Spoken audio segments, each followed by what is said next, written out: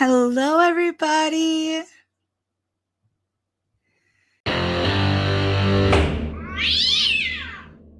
First, we are going to take up the initial appearance for Travis Warren Herman. So, State of North Dakota versus Travis Warren Herman, case number 47-2024 CR 294, as well as State of North Dakota versus Travis Warren Herman, case number 47-2024 CR 239. Are you Mr. Herman, sir? Yes, Your Honor. I'll note the appearance of Travis Herman appearing from the Stutsman County Correctional Center. I'll note the appearance of John Gonzalez on behalf of the state as Stutsman County Assistant State's Attorney. This is a time and place set for an initial appearance on both of these matters, the one ending in 239 and the other ending in 294. Mr. Herman, were you present in the Stutsman County Correctional Center when the rights video was played? Yes, Your Honor. Do you understand all of those rights that were explained to you? Yes. Do you have any questions regarding any of those rights? No. All right. And in both of these matters, you were charged by way of criminal information. Did you receive a copy of that information? Yep. All right. Both of them, sir? Yes, Your Honor. All right. One of the rights that you have is to have a formal reading of the information wherein the court would read it word for word. Or if you waive that right, I can summarize it for you. What would you choose, sir? I'll choose the option to have you summarize it. All right. First, the court's gonna go over case number 47-2024 CR 239. Sir, is your name spelled correctly in the top left corner? Yep. And date of birth? 3/24/91. Yep. Okay. So in the information, you are charged that on or about the first day of June 2024 in Stutsman County that you committed the following offense. Count number 1, theft of property, conduct prohibited under Century Code 12.1, 23-21, 12.1, 23-22, and or 12.1, 23-023. Specifically, the state is alleging that the defendant took $1,100 in cash out of Chloe Brianna Depke's purse without her permission. Do you understand the allegation against you, sir? Yes, Your Honor. This is a Class C felony punishable by a maximum 5 years imprisonment and a $10,000 fine. Do you understand the maximum possible punishment? Yes. And a Class C felony carries with it court fees associated with a Class C felony in the amount of $525. Do you understand the court fees? Yes, Your Honor. All right. And also the court, as explained in the rights video, has the ability to order restitution in certain cases, in certain matters. Do you understand that? Yes. All right. And in the other case, 47-2024 CR 294, the state is alleging that on or about July 22nd, 2024 in Stutsman County, North Dakota, that you committed the following offense: possession of drug paraphernalia, conduct prohibited under 19-3.432, specifically that the defendant possessed one or more of the following items the defendant used or intended to use to introduce methamphetamine into the human body, specifically cotton swabs and a syringe located in the left pants pocket of the defendant. The state is alleging that you have been convicted of a prior offense under Title 19, which would deem this a Class C felony. Do you understand the charge and allegation against you? Yep. And this, again, is a Class C felony. The state's alleging that you had a prior conviction in case number 45-2021 CR 587. And a Class C felony is punishable by a maximum 5 years imprisonment and a $10,000 fine. Do you understand the maximum? Yes, Your Honor. And a Class C felony also carries with it court fees in the amount of $525. Do you have any questions about either of the charges on the two charging documents? Sir? What if I have made attempts to pay back the previous sir, theft and of you don't want, money? and one of the rights that you have is the right to remain silent and not make any statements in regards to your case at this time. You suggest that. Okay. not making any suggestions, just informing you of your rights. So do you understand though the allegations against you? And Yes, Your Honor. all right. And do you have any questions about the accompanying penalties or the maximums that the court No, explained to you? no, Your Honor. All right. And due to the fact that these are both Class C felonies, I'm not going to be taking a plea today. Your next court date in both of these matters is going to be Wednesday, August 21st, 2024 at 9 a.m. Both matters will be set for preliminary hearings here at the Stutzman County Courthouse in Jamestown, North Dakota. Do you understand that, sir? Yes, sir. All right, and how do you wish to proceed in this matter? Would you like to represent yourself, retain counsel, or apply for court-appointed counsel? I'd like to apply for court-appointed counsel, please. All right, as part of one of the bail conditions, I'm going to order that you fill out a court appointment application prior to your release today. First, so at this time, we're going to discuss bail in this matter. First, I'll hear from the state, and then I'll hear from you, and then the court will make a determination on what amount, if any, needs to be posted and what other conditions need to be imposed to assure your return to court, as well as to protect the community if you're a danger to the community or others. First, I'll hear from the state. Mr. Gonzalez. Your Honor, looking at the defendant's criminal record, I do see guilty convictions on charges of theft of property, criminal trespass, several criminal mischiefs, unlawful entry into a motor vehicle, some theft of property, quite a substantial amount of either possession of drug paraphernalia or the drug itself. See here in 2018, there's a false information to law enforcement. Again, more drug and drug paraphernalia convictions and a reopened criminal trespass into a dwelling. What we have here now is a theft of property and yet one more drug-related charge. This one being the fact that these materials found, this cotton swab and this syringe, found in his pocket when he was being checked at the Sally Port coming into the jail. And it seems like going through his criminal history, this isn't just set in one county. I see everything from Mercer to Richland to Burley. I believe there is Mandan as well. And then now we're here in Stutzman. He's been a busy boy. He's been all over the place criming. These matters have been going on or off since 2009, and it's roughly the same pattern repeatedly over and over. I believe that if my information is correct, that the defendant doesn't have a permanent address. I do have some concerns with the flight risk of this individual, and given the numerous related charges he has already faced in the past, I do believe that he is a threat to the community. Given that I'm going to be asking for $3,000 cash or surety bond, and for him to be on the drug patch, given the charges he's facing in one of his open matters now. Sherry can fix him. All right, Mr. Herman, are you currently living in Stutzman County or Jamestown? Or Yes, I have an apartment do you have the address? northwest. And how long have you been living in the community? For 2 years. What's the apartment number? It's a house that's split into 2 different housing units. Are you currently employed? Yep. Where do you work? I just work off and on for my buddy out at his parents' place. I do a little bit of livestock stuff and then feeding. Is that in town here? Yeah, it's a little ways outside of town. All right, what do you want me to know about bail? I don't have a substantial amount of money. Yeah, things haven't gone well in the past, but I haven't missed court. I show up, and I believe this is just a mistake that I just would like the opportunity to make right.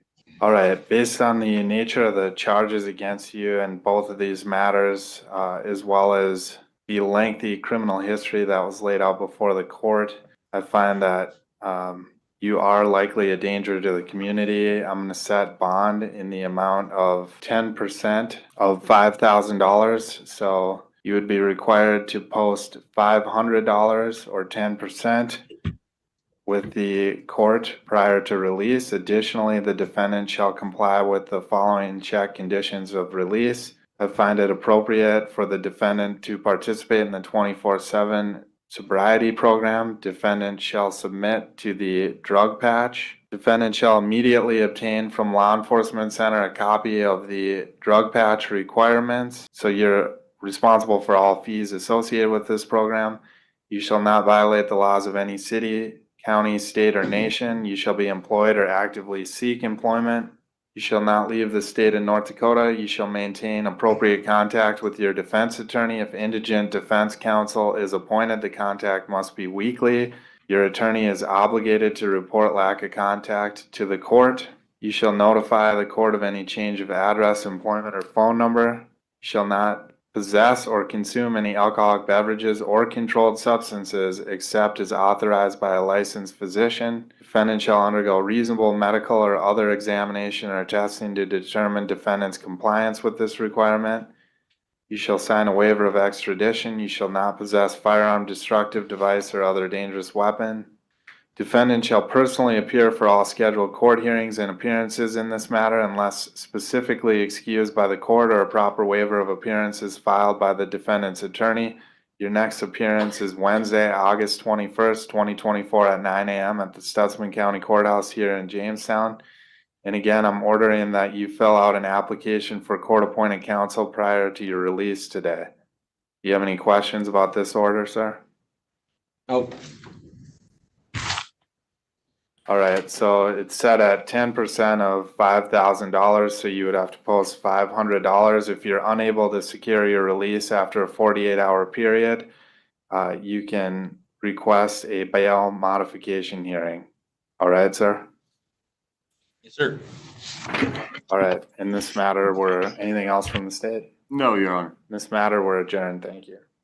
All right, next, the court is going to call State of North Dakota versus Roxanne Elizabeth Hoff, case number 47-2024 CR 131. I'll note the appearance of Roxanne Hoff appearing from the Stutsman County Correctional Center. Her attorney, Scott Sanis, is appearing via the Zoom application from his office here in Jamestown. And we have John Gonzalez on behalf of the state in the courtroom here in courtroom number 1 at the Stutsman County Courthouse. This is a time and place set for a bond hearing. There was initially a bond order set in this case, and the most recent bond hearing was on July 16th, 2024, wherein Judge Thornton issued a first amended bond order setting it at $2,000 cash or a $5,000 surety appearance bond, which changed it from the original $1,000 cash. I see there was some violations here in regards to this, so it was amended,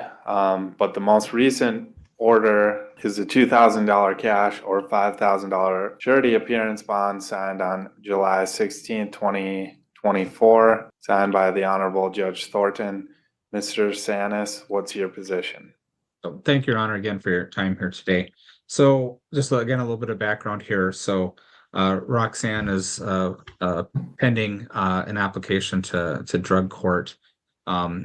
She was on our list for Wednesday for a dispositional conference. You believe you just signed an order for continuance late yesterday or today for that. The reason, obviously, the court's aware I'm going to be out of the office on Wednesday, but also one of the reasons for the continuance was that we're not going to have a final word via staffing for drug court. I imagine the soonest would be this week, Thursday. So that's why we'd ask for a continuance. But yes, so bond is now at $2,000. I believe there's still $1,000 posted. I don't recall Judge Thornton forfeiting that prior $1,000. So I do believe there is still 1,000 of that 2,000 now posted. So Roxanne has completed the part of the evaluation with Annette, done her interviews with her. I'm not certain if the treatment team has been over to see her yet. I know No, she's shaking her head. No, I know last week, I believe it was like Annette said it was Mike was on vacation or out of the office or something. And so I think the soonest they made an appointment for her was this week, Friday, for the evaluation. But Annette was hopeful they could get in before then, but doesn't sound like it's happened. So we did the bond review last week, or did the bond hearing last week on the 24/7, and as you're aware, it was increased to 2,000. Spoke with Roxanne after that, and she does have some medical issues. I don't want to disclose this as open court as it is. So if she wishes to tell the court what it is, she can certainly do that. But I don't believe it's appropriate for me to go into much detail on that. She has a medical issue that's time sensitive, and so she had asked that I contact the court and see if the court would allow her to go back on her $1,000 bond that's already been posted, so she can address that. If she wishes to disclose what that is to the court, I'll leave that to her. But that's the reason here. And then also just so your honor's aware too, that we're waiting on that final evaluation so we can get her staffed for drug court. And that's indicated to me that she believes it's going to be highly likely that Roxanne will be accepted into the drug court. So thank you, Your Honor. All right, thank you, Mr. Sanis. Mr. Gonzalez? Your Honor, there was a reason why the bail was amended in the first place. There was so many failures on the 24/7 program that the state had ran out of options.